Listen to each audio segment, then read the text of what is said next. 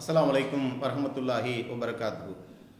சென்னை உயர்நீதிமன்ற நீதிபதியாக உள்ள கருணாகரன் அவர்கள் சமீபத்தில் ஒரு பாலியல் ரீதியான குற்றத்துக்குண்டான தண்டனையை பற்றி பேசக்கூடிய நேரத்தில் பாலியல் ரீதியான குற்றங்களிலே ஈடுபடக்கூடிய குற்றவாளிகளுக்கு ஆண்மை நீக்கம் செய்யக்கூடிய சட்டத்தை கொண்டு வர வேண்டும் என்ற கருத்தை கூறி இதை மத்திய அரசாங்கம் பரிசீலனைக்கு எடுக்க வேண்டும் என்றும் கூறியுள்ளார்.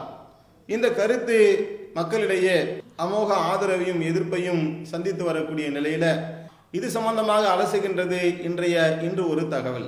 நெல்லை வள்ளியூரை சேர்ந்த ஒரு சிறுவனிடம் பாலியல் ரீதியான துன்புறுத்தலை ஈடுபட்டார் என்று இங்கிலாந்தை சேர்ந்த ராபின்சன் என்று சொல்லக்கூடிய ஒருவர் மீது குற்றச்சாட்டு வைக்கப்பட்டு அது சம்பந்தமாக தேடப்படும் குற்றவாளியாக ராபின்சன் அறிவிக்கப்படுகின்றார். எனவே ராபின்சன் அவர்கள் ஹைகோர்ட்டில் ஒரு மனு தாக்கல் செய்கிறார். இந்த வழக்கிலிருந்து தன்னை விடுவிக்குமாறு அவர் மனு தாக்கல் செய்யும் பொழுது இது சம்பந்தமான விசாரணையின் போதுதான் கருணாகரன் அவர்கள் இத்தகைய தீர்ப்பை வழங்கியுள்ளார். குழந்தைகளுக்கு எதிராக பாலியல் ரீதியான குற்றங்களிலே ஈடுபடுபவர்களுக்கு எதிராக 2012ஆம் ஆண்டு போக்சான் போன்ற சட்டங்கள் எல்லாம் இயற்றப்பட்டாலும் கூட 2012ஆம் ஆண்டு 8172 பேரும் 2013ஆம் ஆண்டு 58,244 பேரும் 2014ஆம் ஆண்டு 89,423 பேரும் குழந்தைகள் இந்த பாலியல் ரீதியான துன்புறுத்தல்களுக்கு ஆளாகியுள்ளார்கள் என்று நீதிபதி கூறியுள்ளார். அப்ப ஏற்கனவே உள்ள போக்சான் போன்ற சட்டங்கள் எல்லாம் இந்த குழந்தைகளுடைய பாலியல் ரீதியான துன்புறுத்தல்களை தடுப்பதற்கு போதுமானதாக இல்லாத காரணத்தினால் கடுமையான சட்டத்தை இயற்ற வேண்டும் என்ற நோக்கில இவர் இந்த குற்றவாளிகளுக்கு ஆண்மை நீக்கம் போன்ற கொடும் தண்டனையை நிறைவேற்ற வேண்டும், இதற்காக மத்திய அரசாங்கம் பரிசீலனை செய்ய வேண்டும் என்ற கருத்தை கருணாகரன் சொல்லியுள்ளார். நீதிபதி கருணாகரன் அவர்களுடைய இந்த தீர்ப்பினுடைய அம்சங்களை எடுத்து நாம் பார்க்கும் பொழுது இதற்காக அவர் சொல்லப்படக்கூடிய காரணம் என்னவாக இருக்குன்னு சொன்னா, இந்த ஆண்மை நீக்கம் செய்ய வேண்டும் என்ற கருத்தை நான் சொன்னது பின்னால் இது காட்டு மிராண்டித்தனமாக இருக்கின்றது, இது கொடூரத்தனமாக இருக்கின்றது, இது மனிதாபிமானமற்றதாக இருக்கின்றது, இது கற்காலத்துக்கு அழைத்து செல்லக்கூடியதாக இருக்கின்றது என்பன போன்ற விமர்சனங்கள் எல்லாம் என் மீது வைக்கப்படலாம். ஆனால் இதை எப்படி பார்க்க வேண்டும் என்று கருணாகரன் எப்படி சொல்றாருனாக்கா, கொடூரமான தண்டனைகளுக்கு, காட்டு மிராண்டித்தனமான செயல்களுக்கு காட்டு மிராண்டித்தனமான கொடூரமான தண்டனைகள் தான் கொடுக்கப்பட வேண்டும், அப்பொழுதுதான் குற்றங்கள் குறையும் என்று நீதிபதி கருணாகரன் அவர்கள் கூறியுள்ளார்கள். இந்த கருத்து சிந்திக்க வேண்டிய ஒன்றாக இருக்கின்றது. அடுத்து இரண்டாவது என்ன சொல்றாருனாக்கா, நான் இந்த மாதிரியான கிரிமினல் சட்டங்களை பொறுத்தவரையிலும் இந்த குற்றங்களிலே யார் பாதிக்கப்படுகின்றார்களோ பாதிக்கப்படக்கூடியவருடைய மனநிலையில இருந்து நாம் தண்டனைகளை கொடுக்க வேண்டும் என்று கிருபாகரன் கூறுறார். இந்த பாலியல் ரீதியான துன்புறுத்தல்களுக்கு உள்ளாக்கப்படக்கூடிய குழந்தைகளுடைய மனநிலைகள், அவருடைய எதிர்காலங்கள், இவற்றை நாம் கவனத்திலே எடுத்துக்கொண்டால் இந்த தண்டனைகள் தான் சரியானதாக இருக்கும் என்ற கருத்தை ஆணித்தரமாக எடுத்து வைக்கின்றார். மூன்றாவதாக என்ன சொல்றாரு, ஒரு தண்டனை என்பது இந்த மாதிரி கொடும் தண்டனைகளை செய்யக்கூடிய மனித மிருகங்களுக்கு கொடூரமான தண்டனைகளை அவர்கள் கொடுக்கும் பொழுது தண்டனையை நினைத்து பார்த்தாலே அவர்கள் தவறு செய்வதற்கு பயப்படக்கூடிய அளவிற்கு அந்த தண்டனை இருக்க வேண்டும் என்று நீதிபதி கருணாகரன் அவர்கள் சொல்லுகின்றார்கள். அன்பார்ந்த சகோதரர்களே, அப்ப நீதிபதி கருணாகரன் சொல்லியிருக்கக்கூடிய இந்த கருத்துக்கு ஏராளமான மக்கள் மத்தியிலிருந்தும் சில அரசியல் தலைவர்களிடமிருந்தும் பொதுமக்களிடத்திலிருந்தும் அமோக ஆதரவு ஒரு பக்கம் பெற்றுக்கொண்டு வரக்கூடிய நேரத்தில் இதே போன்ற கருத்துக்களை கடந்த காலங்களில எடுத்து பார்த்தா ஏராளமான அரசியல்வாதிகள், டெல்லி மாணவியுடைய கற்பழிப்பு சம்பவங்களாக இருக்கட்டும், இன்னும் பிற கற்பழிப்பு சம்பவங்கள் எல்லாம் நடக்கக்கூடிய நேரத்தில் இது மாதிரியா நிக்க வச்சு சுடணும் சொல்லுவாங்க, கல்லால இருந்து கொல்லணும்பாங்க, அவங்கள கண்டத்துணமா வெட்டி போடணும்பாங்க. இந்த மாதிரியான எண்ண ஓட்டங்கள் எல்லாம் மக்கள் மனித இருந்தாலும் கூட முதல் முறையாக ஒரு நீதித்துறையில இருந்து இந்த மாதிரியான சட்டங்கள் தான் உதவும் என்றும், போக்சோ போன்ற சாதாரண சட்டங்களை கொண்டு என்ன செய்ய முடியாது, இந்த குற்றங்களை தடுத்து நிறுத்த முடியாது என்பன போன்ற ஒரு கருத்தை முதலாக நீதிபதி கருணாகரன் அவர்கள் தான் தெள்ள தெளிவாக மக்கள் மன்றத்தில் எடுத்து வைக்கின்றார். ஆனால் இதைவிட தெள்ள தெளிவாக இஸ்லாமிய மார்க்கம் குற்ற செயல்களுக்கு உண்டான தண்டனைகளை பற்றி தெள்ள தெளிவாக 1400 ஆண்டுகளுக்கு முன்னால் முகமது நபி அவர்கள் சொல்லி அந்த சட்டத்தை செயல்படுத்தக்கூடிய நாடுகளில குற்ற செயல்களும் குறைந்திருக்கக்கூடிய காட்சிகளை எல்லாம் மக்கள் பார்த்த பின்னாலும் கூட இஸ்லாத்தின் மீது கொண்டிருக்கக்கூடிய ஒரு காழ்ப்புணர்வின் காரணத்தினால் இஸ்லாம் சொல்லக்கூடிய இந்த சட்டம் இருக்குதே, இது காட்டு மிராண்டித்தனமானது, திருடனா கையை வெட்ட சொல்லுது, கொலை செய்தால் கொலைக்கு கொலை பழி தீர்க்க சொல்லுகின்றது, அவன் கற்பழிப்பு வேலை செஞ்சிட்டானா அவனை கல்லால இருந்து கொல்ல சொல்லுது, இதெல்லாம் காட்டு மிராண்டித்தனமா இருக்குது. அந்த தப்பு செய்தவனுக்கு திருந்துவதற்கு வாய்ப்பு தர வேண்டும். ஒருத்தன் திருந்துவதற்காகத்தான் தண்டனைகள் இருக்க வேண்டுமே ஒழிய அவனை அழித்து ஒழிப்பதற்காக தண்டனைகள் இருக்கக்கூடாது என்று இஸ்லாம் சொல்லக்கூடிய இந்த சட்டங்களை விமர்சிக்கக்கூடியவர்கள் கூட இன்னைக்கு எந்த மனநிலைக்கு வந்திருக்காங்க? நாம் இந்த பேச்சுக்கள் எல்லாம் இது நடைமுறைக்கு சாத்தியப்படாது. அதனை சொல்றாரு, அந்த போக்சான் என்கின்ற ஒரு சட்டம் இந்த சிறுவர்களை பாதுகாப்பதற்காகவே பிரத்யேகமாக 2012ஆம் ஆண்டு இந்த சட்டம் இயற்றப்பட்டு, அந்த சட்டம் இயற்றப்பட்டதுக்கு அப்புறம் இன்னும் குற்றம் அதிகரிக்குது பாருங்க. 2012 இருந்ததை விட 2013 அதிகரித்து, 2014 அதிகரித்து, 2012 8172 குற்றங்கள் நடக்குது. 2014 89,423 சிறுவர்கள் பாலியல் ரீதியான துன்புறுத்தல்களுக்கு ஆளாக்கப்படக்கூடிய விஷயங்களை எல்லாம் நாம பார்க்கிறோம். அப்ப அன்பார்ந்த சகோதரர்களை, இதே விஷயத்தை இதைவிட அழகான முறையில் இஸ்லாம் இந்த குற்றங்களை ஒழிப்பதற்குண்டான வழிமுறைகளை சொல்லும் பொழுது, இஸ்லாமிய மதத்தின் மீது இருக்கக்கூடிய காழ்ப்புணர்வின் காரணத்தினால் இதை காட்டுமிராண்டி சட்டம் என்று விமர்சனம் செய்தவர்கள் எல்லாம் இன்னைக்கு நீதிபதி கருணாகரன் அவர்கள் சொல்லக்கூடிய நேரத்தில் இதை வரவேற்கக்கூடிய காட்சியை நாம பார்க்கின்றோம். இன்னும் சொல்ல போனால், இவர் சொல்லக்கூடிய இந்த தீர்ப்பை நாம அடிப்படையாக வைத்து நாம் பார்க்கும் பொழுது இன்னும் இதுல மேம்பட்ட பல தகவல்களை நம்மால பெற முடிகின்றது. இவர் என்ன சொல்றாருனாக்கா, இதுல சில விஷயங்கள் யோசிக்க வேண்டிய விஷயமும் சில விஷயம் பரிசீலனை செய்யப்பட வேண்டிய விஷயங்களும் இந்த தீர்ப்புல இருக்கு. நீதிபதி என்ன சொல்றாருன்னா, அது சொல்லப்பட்ட காரணங்களை நாம் எடுத்து பார்த்தோம் என்று சொன்னால், குற்றவாளிகளுக்கு தரப்படக்கூடிய குற்றங்களை நினைத்து பார்த்தாலே அவர்கள் குற்ற செயல்களில் ஈடுபடுவதற்கு பயப்படணும் என்ற ஒரு கருத்தை சொல்லியிருக்காரு. ரெண்டாவது என்ன சொல்றாருனாக்கா, குற்றவாளி யார் பாதிக்கப்பட்டார்களோ அவர்களுடைய மனநிலையில இருந்து தண்டனை வழங்கப்பட வேண்டும் என்ற ஒரு கருத்தை சொல்றாரு. மூணாவது என்ன சொல்றாருனாக்கா, கருணை காட்டுறவங்க, இரக்கம் காட்டுறவங்க பாதிக்கப்பட்டவங்களுக்கு காட்டுங்க, குற்றவாளிகள் காட்டாதீங்க என்கின்ற செய்திகளும் சொல்றாரு. அப்ப இந்த நீதிபதி எதையெல்லாம் இன்னைக்கு சொல்றாரோ இதையெல்லாம் விட மேம்பட்ட முறையில தான் இந்த இஸ்லாமிய சட்டங்கள் அமைந்திருப்பதை நம்மால் பார்க்க முடிகின்றது. படைத்த ரப்புல் ஆலமீனால் மட்டும்தான் மனித உணர்வுகளை, அவனுடைய கரெக்டான அவனுடைய எண்ண ஓட்டங்களை விளங்கி படைத்த இறைவனால் மட்டும்தான் இது போன்ற சட்டங்களை தெளிவான முறையில் வழங்க முடியும் என்பதை இன்றைக்கு இந்த நிகழ்வுகள் எல்லாம் தெளிவான முறையில் நமக்கு விளக்கி காட்டுகின்றது. பல சம்பவங்களுக்கு பின்னால் அடிபட்டு அதை விளங்கி இது நடைமுறைக்கு சாத்தியமில்லை, இது ஒன்றுக்கு உதவாத குப்பை இந்த சட்டம் என்பதெல்லாம் இவர்களாக தூக்கி எறிந்த பின்னால் இன்னைக்கு இழிவடைந்த நிலையில இஸ்லாம் சொல்லக்கூடிய இந்த சட்டத்தை நோக்கி அவருடைய உள்ளங்கள் தானாக வெளிவரக்கூடிய காட்சியும் மக்கள் அதற்கு ஆதரவு ஒரு பக்கம் தெரிவிக்கக்கூடிய காட்சியில நாம பார்க்கின்றோம். அல்ஹம்துலில்லாஹ். இன்றைக்கு நாம இந்த சட்டத்தில் குறிப்பாக நாம என்ன சொல்ல வரும் சொன்னாக்கா, ஆண்மை நீக்கம் செய்ய வேண்டும். கற்பழிப்பு போன்ற குற்றங்கள், அது பெண்களுக்கு எதிராக இருந்தாலும், அது சிறுவர்களுக்கு எதிராக இருந்தாலும், சிறுமிகளுக்கு எதிராக இருந்தாலும், பாலியல் ரீதியான குற்றங்களுக்கு ஆண்மை நீக்கம் செய்ய வேண்டும் என்று இவர் சொல்றாரு. இப்ப இந்த ஆண்மை நீக்கம் செய்வதனால் மட்டுமே இந்த குற்றங்கள் குறைந்துருமா என்கின்ற விஷயத்தை நாம யோசிக்க வேண்டும். America, Poland, South Korea, Russia போன்ற நாடுகளில் எல்லாம் இந்த சட்டங்கள் ஏற்கனவே அமல்ல இருக்கு. எந்த சட்டம், இது புதிய சட்டம் இல்ல. நீதிபதி கருணாகரன் அவர்கள் சொல்லக்கூடிய இந்த விஷயம் உலகத்திலே இதுதான் முதல் முறையாக சொல்லப்படக்கூடிய ஒரு விஷயமாக நாம பார்க்க வேண்டியதில்லை. இதே போல பாலியல் ரீதியான குற்றங்களுக்கு அமெரிக்கா, போலந்து, தெற்கு கொரியா, ரஷ்யா போன்ற நாடுகளில இந்த சட்டம் அமல்ல வச்சிருக்கிறாங்க. அப்படி அமல்படுத்தக்கூடிய அந்த நாடுகளில குற்றங்களுடைய நிலைமை என்ன? அமெரிக்கா மட்டும் எடுத்து பார்ப்போமே. 2010 அமெரிக்காவில் நடக்கக்கூடிய குற்றங்களை கணக்கெடுத்து பார்த்தால் 5 சிறுமி இருந்தால் அமெரிக்காவில் அதில் ஒரு சிறுமி பாலியல் ரீதியான துன்புறுத்தல்களுக்கு ஆளாக்கப்படுகின்றார். 20 சிறுவர்களில ஒரு சிறுவர் பாலியல் ரீதியான துன்புறுத்தல்களுக்கு ஆளாக்கப்படுகின்றார். 14 வயதிலிருந்து 17 வயதுக்கு உட்பட்ட சிறுமிகளில 116 பேர் பாலியல் ரீதியான துன்புறுத்தல்களுக்கு ஆளாக்கப்படுகின்றார்கள்.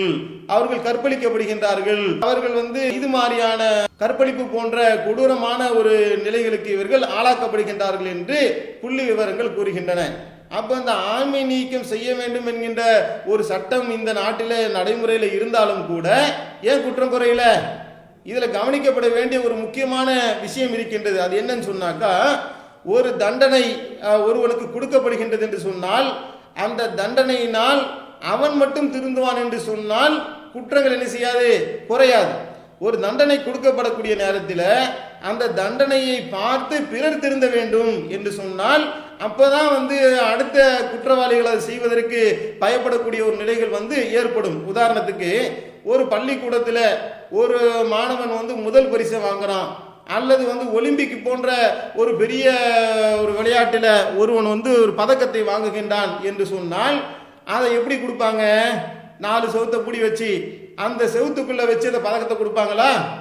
அல்லது ஒரு மேடை அமைத்து மக்கள் பார்க்கக்கூடிய ஒரு அரங்கத்தில் வைத்து அந்த பரிசை கொடுப்பாங்களா? அப்போ ஒருவருக்கு பரிசு வழங்கக்கூடிய நேரத்தில் பலரும் பார்க்கிற மாதிரி ஒரு பரிசை கொடுப்பதற்கு காரணமே இது மாதிரி நாமளும் இந்த மாதிரி நல்ல காரியங்களை செய்ய வேண்டும் என்ற உத்வேகத்தை அவருக்கு ஏற்படுத்த வேண்டும் என்பதுதான் அந்த பரிசு கொடுப்பதற்குண்டான நோக்கமாக இருக்கின்றது.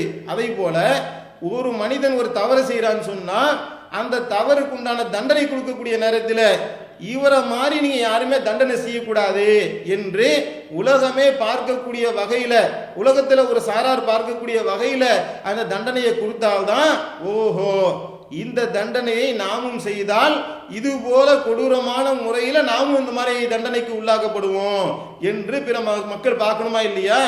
இந்த ஆண்மை நீக்கம் செய்ய வேண்டும் என்று பத்திரிகையில போடுறாங்க.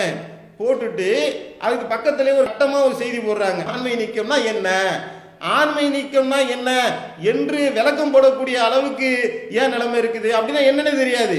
அப்ப ஆண்மை நீக்கம்னா என்னங்கிறதே பெரும்பாலான மக்களுக்கு தெரியாத காரணத்தினாலதான் கட்டம் போட்டு அதை விளக்குறோம். ஆண்மை நீக்கம் என்று சொன்னால் ஆணுறுப்பை துண்டிப்பது, அல்லது இன்னொரு வழிமுறை இருக்கு, அந்த விந்து பைகளை அறுவை சிகிச்சை பண்ணி எடுத்துறது. அப்ப ஆணுறுப்பை துண்டித்து விட்டால் அவருக்கு ஒட்டுமொத்தமாக ஆண்மை போயிடும். அந்த விந்து பையை கட் பண்ணி எடுத்துட்டாக்கா அவருக்கு 2 வருடத்துல படிப்படியாக அவருடைய ஆண்மை இல்லாம போயிடும். இந்த 2த்துல ஏதாவது ஒரு வழிமுறைய சொல்றதுதான் ஆண்மை நீக்கம் செய்வது என்று விளக்கமாக என்ன செய்யறாங்க, பத்திரிகைகளை போட்டு காட்டுறாங்க. அப்ப ஆண்மை நீக்கம் செய்வதுனா என்ன அப்படிங்கிறதுக்கே விளக்கம் கொடுக்கணும்னு சொன்னா இதை உலக மக்கள்லாம் பார்க்குற மாதிரி, ஊர்ல ஒரு சாரார் பார்க்குற மாதிரி இதை செய்வாங்களா?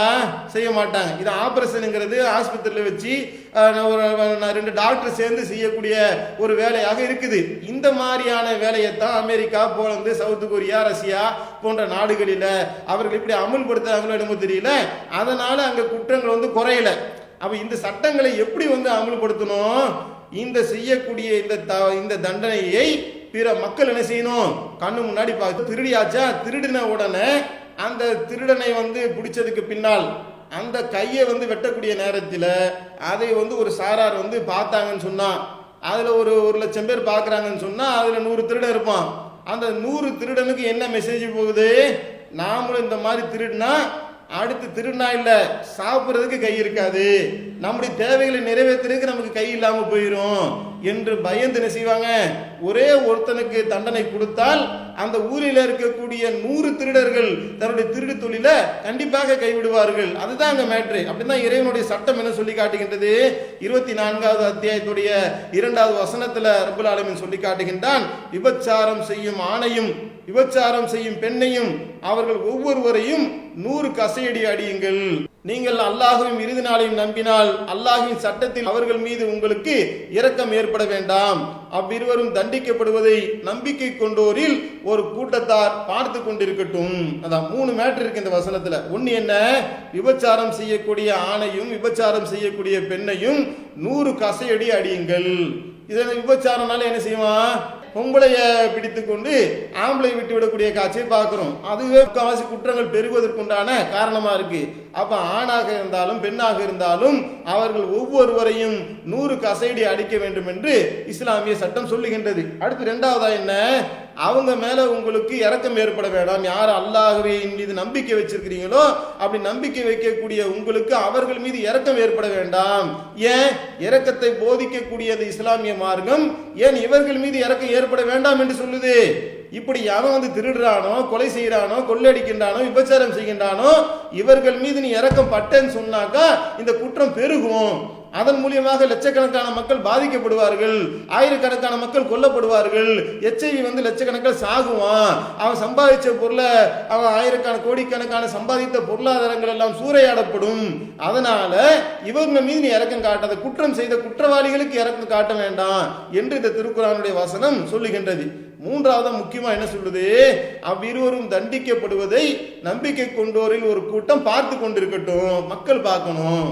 அப்போ ஒரு தண்டனை கொடுக்கப்படக்கூடிய நேரத்தில் மக்கள் பார்த்தால்தான் அந்த அவருடைய உள்ளத்தில் அது ஆழமாக பதியும். அப்ப ஆண்மை நீக்கம் செய்வது என்பது ஒரு போதுமானதா இருக்காது, கொடூரமாக. என்ன சொல்றாரா நீதிபதி, எவன் இந்த தப்பை செய்ய நினைக்கிறானோ, செய்ய நினைக்கக்கூடிய உள்ளத்தில் அது என்ன செய்யணும், இந்த தப்பை நினைச்சாலும் ஒரு பயத்தை ஏற்படுத்தக்கூடிய வகையில இருக்க வேண்டும் என்று இவர் சொல்றாருனாக்க, திருமணம் ஆனவராக இருந்தால் அவரை கல்லால எறிந்து கொல்வதும், கல்லாலே என்ன செய்யணும், ஒரு இடத்துல புது இடத்துல நிக்க வச்சு சுத்தி நின்று மக்கள் கல்லால எரிந்து அவரை கொல்லுவதும், அல்லது திருமணம் ஆகாதவராக இருந்து விபச்சாரம் செய்து விட்டால் அவரை 100 கசையடி அடிக்கின்ற அந்த காட்சியை அப்படியே ஒரு டிவியில பிடிச்சு ஓடுறாங்கன்னு வைங்க, உலகத்தில் இருக்கக்கூடிய லட்ச மக்கள் பார்த்தாங்கன்னு சொன்னா எந்த இடத்துல இந்த சட்டம் அமல்படுத்தப்படுகின்றதோ அதை சுத்தி இருக்கக்கூடிய மக்கள் எல்லாம் பார்ப்பார்கள். குறிப்பாக குற்றவாளிகள் இதை பார்க்கக்கூடிய நேரத்தில் அவர்கள் உள்ளத்தில் என்ன செய்யும், ஒரு அச்சமும் பயமும் ஏற்படுகின்ற காரணத்தினால் அந்த குற்ற செயல்கள் குறையும். அதுக்கு தான் பார்க்க சொல்லி இஸ்லாமிய அந்த தண்டனை சட்டம் செய்து நமக்கு விளக்கமான முறையில் சொல்லி காட்டுகின்றது. அப்போ அந்த நீதிபதி கிருபாகரனுடைய பார்வை மாறி இருக்கு, அந்த பார்வையினுடைய தன்மை என்ன செய்து ஒரு நல்ல கருத்துக்களாக வருது. ஆனால் அவர் சொன்ன அந்த தீர்ப்பு இருக்குதுல்ல, இந்த தீர்ப்பு குற்றங்களை ஒழிப்பதற்கு போதும், முன்ன இருந்ததுக்கு ஏதோ சுமாரா இருக்க மாதிரி மக்கள் பார்க்கலாம். ஆனால் இந்த மாதிரியான ஒரு தீர்ப்புகள் குற்றங்களை ஒழிப்பதற்கு நிச்சயமாக பயன்படாது. இஸ்லாம் சொல்லக்கூடிய இந்த குற்றவியல் தண்டனைகளை அமுல்படுத்தினால்தான் இந்த குற்றங்களை ஒழிப்பதற்கு இது பயன்படக்கூடியதாக இருக்கும் என்கின்ற விஷயத்தை நாம விளங்கிக் கொள்ள வேண்டும். அடுத்து இரண்டாவது என்னன்னு சொன்னா, பாதிக்கப்படக்கூடியவனுடைய மனநிலையில இருந்து பார்க்கணும் என்று சொன்னால், யார் இந்த கற்பழிப்புக்கு உள்ளாகின்றார்களோ, பெண்களாக இருந்தாலும் குழந்தைகளாக இருந்தாலும் சிறுமிகளாக இருந்தாலும் யாரெல்லாம் இப்படி பாதிக்கப்படுகின்றார்களோ அவங்களுடைய குடும்பத்தார்கள் அவர்களுடைய மனநிலையில் இருந்து பார்த்தோம் என்று சொன்னால், என் குழந்தையுடைய வாழ்க்கை நாசமாயிருச்சே என்று அவங்களை வெட்டி சாகடிக்கணும்னு தான் சொல்லுவாங்க. அப்போ உண்மையில் அந்த நீதிபதி கிருபாகரன் எதையெல்லாம் சொல்றாரோ அவர் அதை நடைமுறை உண்மையிலே படுத்த இந்த அரசாங்கம் நினைத்தது என்று சொன்னால் இப்படித்தான் இருக்கணும். அந்த கொலை செய்வதுதான், கற்பழிப்புக்கு கொலை என்பதுதான் இந்த குற்றங்களை தடுப்பதற்கு பயன்படக்கூடிய ஒன்றாக இருக்கும் என்பதையெல்லாம் கவனத்தில் கொண்டு இந்த நாட்டிலே நடக்கக்கூடிய இந்த குற்றங்களை எல்லாம் மனிதர்கள் பார்க்கக்கூடிய நேரத்தில், அதுவும் குறிப்பாக அரசியல்வாதிகளாக இருக்கட்டும், நீதிபதிகளாக இருக்கட்டும், பொதுமக்களாக இருக்கட்டும், இந்த குற்றங்களை பார்த்து பார்த்து பார்த்து வெறுத்து போன மக்கள் ஒரு கட்டத்தில் இஸ்லாம் சொல்லக்கூடிய இந்த தண்டனைகள் தான் அவங்க இப்படி சொல்லிப்பாங்க, அரபு நாட்டில் கொடுக்கிற மாதிரி தண்டனை கொடுக்கணும், அதுதான் சரியா வரும் என்று சொல்வார்கள். அவங்க என்ன வார்த்தையை சொன்னாலும் கூட இஸ்லாம் சொல்லக்கூடிய இந்த தண்டனைகள் தான் இனி வரக்கூடிய உலகம் அழிகின்ற காலம் வரை அது மக்கள் சமுதாயத்துக்கு பயன்படக்கூடியதாக இருக்கின்றது என்பதை ரப்புல் ஆலமீன் அவர்களுடைய வாய்களாலே சத்தியத்தை அவர்கள் அழிக்க நினைத்தாலும் கூட, அல்லாஹ் ஊதிய அணைக்க அவர்கள் நினைத்தாலும் கூட தன்னுடைய ஜோதியை அல்லாஹ் தஆலா ஒளிர வைக்கின்றான். அதன் அடிப்படையில் இஸ்லாமிய சட்டங்கள் அது 1400 ஆண்டுகளுக்கு முன்னால் இயற்றப்பட்ட காட்டுமிராண்டித்தனமான சட்டங்கள் என்கின்ற விமர்சனத்தை யார் வைத்தார்களோ அவருடைய முகங்களிலே கரிய பூசக்கூடிய வகையில, அவருடைய முகங்கள் சுருங்கக்கூடிய வகையில அந்த சட்டங்கள் இன்று மட்டுமல்ல நாளை மட்டுமல்ல உலகம் அழிகின்ற நாள் முதல் இந்த சட்டங்கள் தான் நடைமுறைக்கு உகந்தது என்பதை இந்த கருணாகரனுடைய தீர்ப்பு நமக்கு பட்டவர்த்தனமாக எடுத்து காட்டியிருக்கின்றது.